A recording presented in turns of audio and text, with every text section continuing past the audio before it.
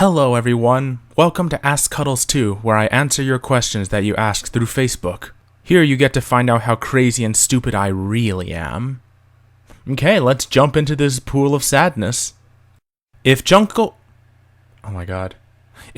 Jack helped you off a horse, would you help your Uncle Jack off a horse? I don't know what you're referencing, but sure, scratch the back of those who whip you, right? Have you seen Steven Universe? If you have seen it, are you planning a review? No.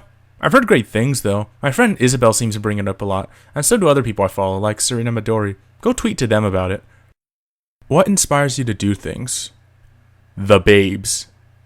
No, it's a variety of things. I like artistic expression, maybe that's why I embrace such an odd way of reviewing and storytelling, and I guess I also have a desire to see things from new perspectives. Of course, they aren't new anymore. 2011 was when no one was approaching these cartoons and looking at them again, or at least never made any videos about it. Now it's everywhere. I also get up in the morning because I'm loved by many and I have lots of visions of what I want to do. So, I'm gonna make sure they happen. Man, that was lame. Alright, I retract my answer. I do it for the drugs. What anime do you like besides DBZ? Well, I really like Gungrave and I really like Cowboy Bebop. I'm actually really bored or dissuaded by ones that have like these very Eastern themes. Naruto Part 1 was pretty good. I didn't keep up with Shippuden. Attack on Titan was something I watched due to peer pressure. Serviceable quality, could be better, could be worse.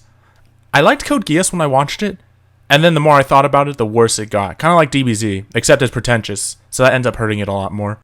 Oh man, someone's gonna crucify me for that comparison. I used to be okay with subbed anime, since dubbed anime sounded pretty bad in the early 2000s. Now I prefer dubbed anime since voice direction has improved, no matter what those single-digit IQ idiots on the internet say. Plus, I don't like reading every line while I'm watching.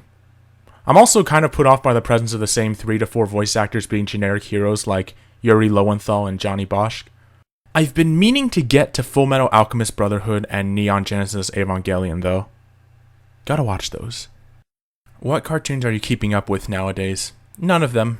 Not Korra, not Adventure Time, not Rick and Morty, not Gravity Falls, nothing. The last one I kept up with was Futurama, because it's the best animated series ever. What do you think of the Spider-Man series from the 90s? I never watched it, although I got reception from some of my friends about it, and the reception mainly came down to, it sucks, like, a lot, like, it's terrible. How is your day? Well, I woke up this morning, I ate a big plate of broccoli, and then some goblins came and kicked down my door, so I had to use the only thing in my arm's reach to kill them, which was a lampshade. Thankfully, since I'm 6 feet tall, the goblins went down pretty easily, and then one of them stuck a blade in my leg. So you tell me how my day was. What do you think of the Jurassic Park series? I've only seen the first one. So this series is awesome! You've mentioned Young Justice before, what do you think of the show and will you ever review it? Not really interested. If you were given the choice between a continuation of The Amazing Spider-Man or a continuation of Young Justice, which would you choose? Young Justice, if only because I feel bad for DC getting completely owned in the culture war with Marvel. Why don't Cartoon Network focus on action shows anymore? I'm not sure, but I'm thinking about it. If you've been paying attention, Cartoon Network has had a lot more streamlined art style. Lately, we've pretty much passed the age where we have art styles as radically different as Edd and Eddy and the Powerpuff Girls. So with this streamlined art style, it's not fit for action. It's not popping to the eyes or anything. And a lot of characters have really thin limbs. So I think it's probably one group of dudes, likely all went to CalArts, seized control of the animation and they basically told Cartoon Network they can make the channel more efficient. And they produce content that they think everyone would like, because action series are niche. Comedic ones are something everyone of every demographic can enjoy. So yeah, my theory is selling out for efficiency and a bit of stifling of variety. Do you play Monster Hunter? No. Thoughts on the Edd Eddy Movie? It's really good. It pretty much destroys its own series and challenges its conventions and episodic nature, while viewing things that are normally cartoony from a bit of a different, more mature perspective. Basically, the Eds grew up with us in the end. Also, the ending sucks, but the movie is seriously really good, right down to its extremely cinematic opening scene, and it still keeps the charm and comedy of the original series. What is your opinion on My Little Pony: Friendship is Magic? Do you feel it deserves the massive attention it gets, or not at all? I never watched this series. Not really. I saw it once when I had to babysit this, 9, I think she was at the time, year-old girl. The animation and art looks really pretty. And whether or not I feel like something deserves attention doesn't really matter, since if you tell someone not to look, they do it anyway. Sure, I can think of things that are worse to be super popular, like cocaine. Do you read any graphic novels? I read one or two relating to Batman, if that counts. The Long Halloween was especially great. Very impressive piece of work. Pretty and great narrative. Otherwise, it's one of those things that I keep being told to do and try to do, but don't. My current list includes Watchmen, Mouse, V for Vendetta, and Scott Pilgrim. What are your thoughts on Fusion Fall?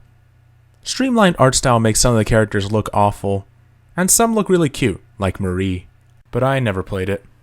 Favorite Edd Eddy character? Ed, with one D.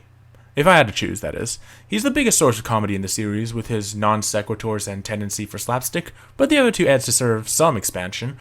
Ed, double D, I value because he's pretty much my childhood role model with being polite and kind, but still being flawed enough that I can believe him. Maybe that's why I had problems talking to girls. Maybe. And Eddie because he's witty, and even though he's greedy, he's also clever and proactive, teaching me to go after my goals, and know when to stop. Humanoid robots or piloted robots? Choose a side. I'm not entirely sure what this question refers to. Anyway, I'm not very drawn to giant robots, mechas. I only like it when Guillermo del Toro does it because he's my favorite director and everything he does reeks of passion. So I'll prefer the humanoid robots, especially if they look like us, like the Terminator. Oh, he's not really a robot, he's a cybernetic organism, but close enough. Thoughts on Homestuck? Ask my girlfriend. She's a lot more into it than me. The art style looks fine. It's endearing. Story seems kind of convoluted. Do you play any musical instruments? No, but I once hit my friend with a spoon to the tune of Circle of Life. Maybe that counts?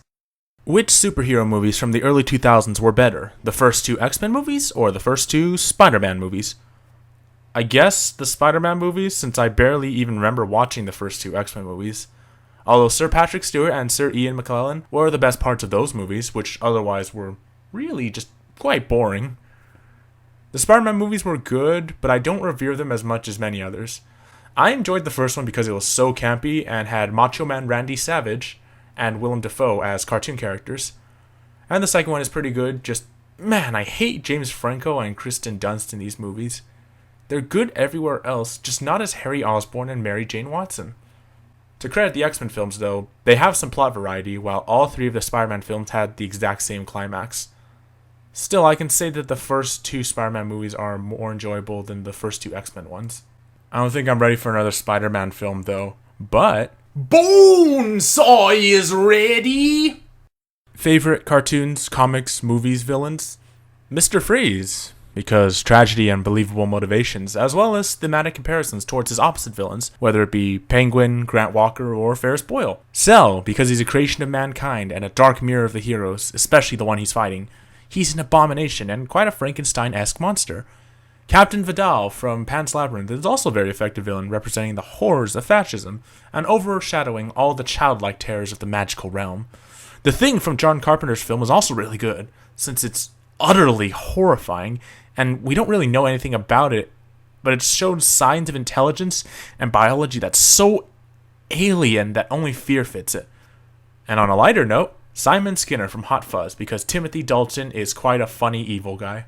What is your favorite video game weapon? Summoned creatures. Why have a sword when you could summon a hellhound, or giant enemy crab, or rock golem? My personal favorite, probably Bahamut in Final Fantasy X. Sure, the game's story is bad. It's bad. But the gameplay with summoned monsters was pretty awesome. Have you ever watched the show Death Battle? I've seen a couple of them, like the Shadow vs. Vegeta one because of Team 4-Star voice actors, and of course Goku vs. Superman. It's the kind of thing that a dude would watch, but honestly, besides often these endearing sprite usage, it's kind of tedious and everything is so theory crafty that the results can't really be taken too seriously. I mean, if you enjoy it, sure. I'm just kind of bored by it. What are your favorite and least favorite episodes of The Simpsons? Well, I don't know them by name, and I haven't seen that many episodes. But if I had to choose a favorite, it would probably be the Frank Grimes episode, since it makes fun of the nature of the cartoon. I might have a least favorite, but, I've never been that pissed off at this series that I just remember an episode I hated, so don't know. Can you see why kids love the taste of Cinnamon Toast Crunch? My eyesight's terrible. My glasses lens are like almost an inch thick, so probably not. I mainly eat Kashi cereal these days anyway. Although, if you want to know why kids love the taste of Cinnamon Toast Crunch, here's the secret. It's really sugary. Are you taking comments on your previous statuses? No, but you were limited to one question. This feels kind of like the episode of Billy and Mandy with the wishing skull where Nurgle Jr. wished for something to wish for, and then the skull was like, sorry, one wish only. Ho ho ho ho ho. Who are your top 5 Courage the Cowardly Dog villains? In no order, Cats, LaQuack, Dr. Jalos, Mad Dog, and Benton Tarantella. Cats because he's got a lovely voice and is so delightfully evil and sadistic it's amazing, and he's pretty much the opposite of Courage. Evil, a cat, physically taller, lanky, red. LaQuack, given his over-the-top and deep French-accented voice, and, he's slapsticky. Dr. Jalos because his episode is amazing and he's actually surprisingly petty. Mad Dog because he's a much more realistic villain, and Benton Tarantella because I have a soft spot for snuff film directors that are zombies. And that was all my questions. So that was Ask Cuttles 2. If you'd like to ask a question, like my Facebook page and be on the lookout for that status that says I'm taking questions for the next Q&A. I'm still looking for a logo, so like any logo would do. I'd even take an armpit. No, please don't give me an armpit. Anyway, I'll see you all next time, and follow me on social media.